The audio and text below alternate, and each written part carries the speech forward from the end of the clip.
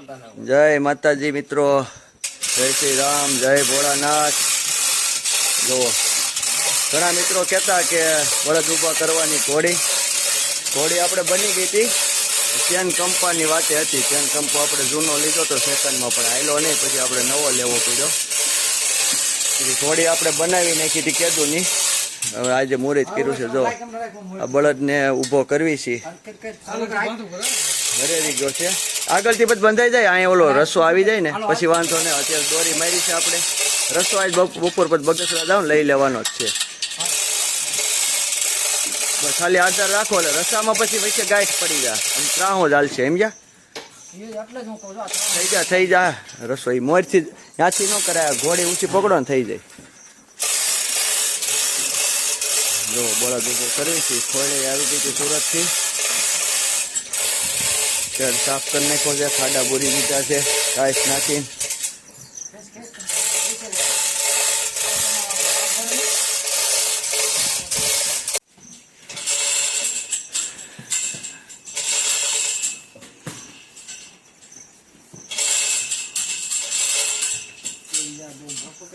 બસ ઘડીક વાર રહેવા દે રવિ। જો કમ્પ્લીટ હાલ તો થઈ ગયો છે। આવી છે આપણી ઘોડી અને કારીગર છે અમારે રવિ સાવડિયા અને આ સંજય સાવડિયા। આ બે ભાઈઓએ થઈને આ બનાવી છે આપણા પ્લાન મુજબ। જો ટાયર નાખ્યા છે એક્ટિવાના, કબાડીમાંથી ગોતીના ખોળ સુરતથી આવી છે, શૈલેષભાઈએ મોકલેલી છે। શૈલેષભાઈ શુભમ ઇન્ડસ્ટ્રીઝ એને બનાવડાવીને મોકલી છે। આ રીતના આપણે ઘોડી બનાવી છે બળદ ઊભા કરવાની। જો હવે જે આમાં કલર કામ બાકી, ઘણા મિત્રો કહેતા ઘોડી નથી હતી ઘોડી આપણે બની ગયેલી કમ્પ્લીટ। આ કંપો હતો ને એ આપણે જૂનો પહેલાં મગાવ્યો હતો, તો એ ખરાબ હતો, હાલતો નહોતો, પછી આપણે નવો અલંગથી મગાવ્યો। 7000નો આવ્યો છે, 2 ટનનો છે, અલંગથી મગાવ્યો ભાવનગરથી, made in Japan. Vitthal 2 ton made in Japan, નવો જ મગાવી લીધો પછી। કારણ કે આપણે કાયમિક જોઈને બળદની અમુકની હાઈટ બહુ મોટી હોય, વજનદાર હોય, તો પછી 1 ટનનો કંપો તો ઓમ થાય નહીં કાંઈ, પણ કેવરાવે, એટલે પછી આપણે મોટો જ લઈ લીધો હતો। ને જો આપણે હૈડે બની ગઈ છે, બતાવી દઉં તમને। હૈડ કમ્પ્લીટ થઈ ગઈ છે, ખોડવાની છે હવે। બહાર આપણે થોડુંક ટાઈસનો ઢગલો છે ને ફરી જાય ને પછી ખોડી દેવાની છે। પ્લાનિંગ હજી નહીં સમજાય તમને કે આવી થોડી હેડ હોય, પણ આપણે ખૂતી જાય ને પછી કમ્પ્લીટ સમજાઈ જાય। બીજી વાત એ કહેવાની કે આજે એક દાતાશ્રી તરફથી પાલ આવ્યો છે નિરણમાં 40-50 મણ।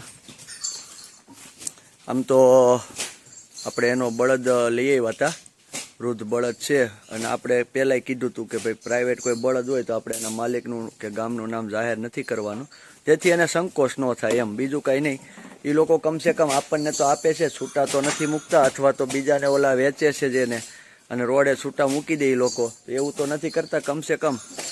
એટલે આપણે ભાઈનો ખૂબ ખૂબ ધન્યવાદ કરવી કે જો એટલો પાલો આવ્યો છે એના તરફથી કાલે। અને હવે આપણે નીણની પૂર્તિ છે, હજી થોડું કુવળ એક ખેપ ભરવા જવાનું છે, એટલે એ થઈ જાય એટલે આપણે લગભગ 2 મહિનાની જ વાટ છે નીણમાં। 2 મહિના કપાઈ જાય, કદાચ જો એન્ડમાં ઘટે તો પાછું કંઈક ભગવાન દઈ દે। આપણે વિચાર્યું હતું કે હાલો નીણ ઘટે એમ છે, તો આવી ગઈ છે, હજી કડપ છે, કડપનું કટિંગ કરી નાખી મશીનથી। એટલે હજી મિત્રો બધાને કહું છું કે જેમ બને આ વિડીયો શેર કરજો, જેથી આપણે શેડનું કામ ઝડપથી નિર્માણ થઈ જાય। અને આપણે એવું નક્કી કર્યું છે કે પહેલાં જે પ્લાનિંગ હતું એ પ્રમાણે મોટો શેડ તો નહીં બને અત્યારે, પણ નાનો શેડ બનાવી નાખી। એટલે બળદની આવક હજી છે, ટૂંકમાં મારે ફોન આવે છે, એટલે જેમ બને એમ ઝડપથી કામ ચાલુ થઈ જાય એવો આપણો પ્રયાસ છે। બળદ પાછો બેસી ગયો છે, કારણ કે હવે એમાં શક્તિ નથી, પાછો હવે આપણે બપોરે ઊભો કરશું કમ્પ્લીટ। બાકી જો તડકો નીકળી ગયો છે, આપણે આ જાહેરવાળું ખેડી નાખ્યું છે, હવે એમાં પાછું ઝીંઝવો વાવવો છે। તો આપણો કપાસ, મગ, અડદ, સોયાબીન બધા બેઠા છે, તડકે એ મોજ કરે છે। તડકો છે એટલે બહાર મજા આવે, અંદર તો હું માયખું કવડે આ તે. અને હજી ફરી વાર કહું છું મિત્રો, જે કાંઈ શક્ય હોય ઝડપથી આપણને મદદ કરજો. એટલે ઝડપથી આપણે અહીંયા જો આ રહ્યું ને અહીંયા જ આપણે શેડ બનાવવાનો છે. આમાં ઊભા કપાસ ઊભા સોયાબીનમાં આપણે કામ ચાલુ કરી દેવાનું છે. કારણ કે આપણે આ વસ્તુ કાંઈ માયને નથી રાખતી, બરાબર, ભગવાન બીજેથી દઈ દે, પણ આ બળદ જે હેરાન થાય છે એ મેન વસ્તુ છે, હેરાન ન થાય. બાકી જો આપણે પછી હવે નવરાત્રિની વાત કરી હતી તો નવરાત્રિ સુધી વાટ જોવી કે આપણે ઉત્પાદન આવી જાય ને પછી શેડ બનાવી, અથવા તો બળદ ખોટા અત્યારે ચોમાસામાં પલ્લે ને બીમાર પડે ને હેરાન થાય. એટલે આપણે હવે અંદાજિત 15 દિવસમાં કામ ચાલુ કરી દેવાનું છે. જેટલો બને આપણે ડોનેશન આવ્યું છે થોડું ઘણું, એટલે એ પ્રમાણે આપણે પ્લાનિંગ કરશું. નાનો બનશે 99% તો 42 બાય 50નો બનશે.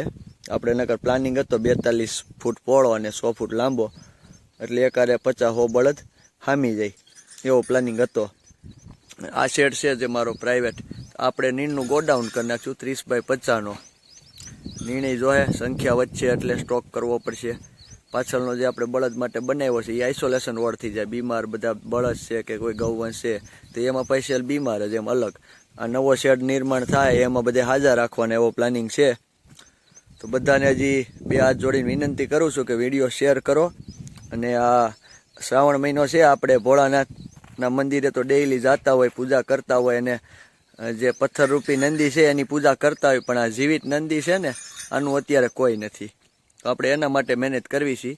હજી આપણે ટ્રસ્ટ નથી એટલે કોઈને તમને કદાચ વિશ્વાસ ન આવે, સ્વાભાવિક વાત છે પૈસા દેતા, પણ આપણે થોડુંક ઝડપી બને તો આ બધી કોશિશ છે. ઘણા લોકોએ કીધું ટ્રસ્ટ બનાવી નાખો, પણ હજી મેં કીધું આપણે સ્ટાર્ટિંગ કર્યું છે.